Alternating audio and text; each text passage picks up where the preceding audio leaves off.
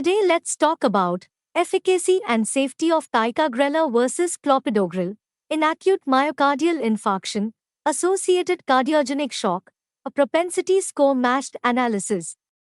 Cardiogenic shock secondary to acute myocardial infarction is a critical condition with significant hemostatic challenges.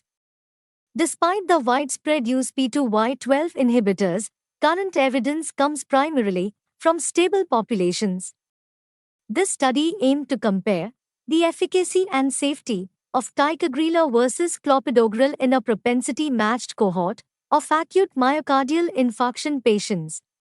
Coming to methods, we conducted a single-center retrospective study to evaluate the impact of ticagrelor versus clopidogrel in acute myocardial infarction patients receiving dual antiplatelet therapy, hospitalized between 2016 and 2024.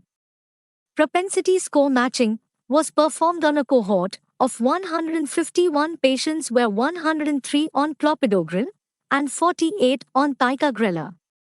Using a 1:1 matching protocol without replacement matching tolerance 20%.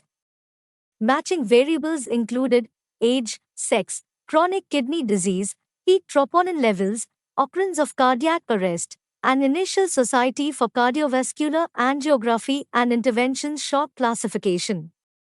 The primary endpoint was 30-day all-cause mortality. Secondary endpoints included major adverse cardiovascular events, defined as a composite of cardiovascular death, myocardial reinfarction, stroke, or transient ischemic attack, and embolic events, as well as major bleeding events, defined as bleeding academic research consortium greater than or equal to 3.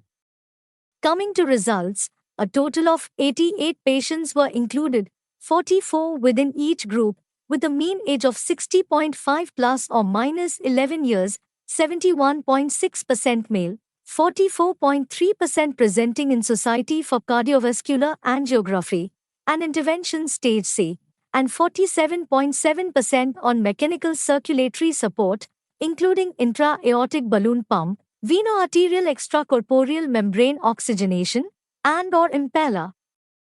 At 30-day follow-up, 39 patients, 44.3% had died. Baseline characteristics were well balanced between groups, including age, sex, and Society for Cardiovascular Angiography and Interventions shock classification. Although not statistically significant, other antithrombotic therapies showed numerical variations between groups. Anticoagulation was more common in clopidogrel-treated patients, whereas glycoprotein 2B and 3A antagonists were more frequent in those receiving ticagrelor. Ticagrelor was associated with a significantly lower 30-day mortality rate and reduced major adverse cardiovascular events incidence. In the subgroup with multiple chemical sensitivity, the magnitude of benefit was similar, despite not reaching statistical significance. No significant differences were observed between groups regarding the incidence of major bleeding events. In conclusion, in this propensity score matched analysis of acute myocardial infarction patients receiving dual antiplatelet therapy, ticagrelor was associated with significantly lower 30-day mortality and major adverse cardiovascular events rates compared to clopidogrel, without a corresponding increase in major bleeding risk. These findings may suggest a potential benefit of ticagrelor in this high-risk population. However, further prospective studies are needed.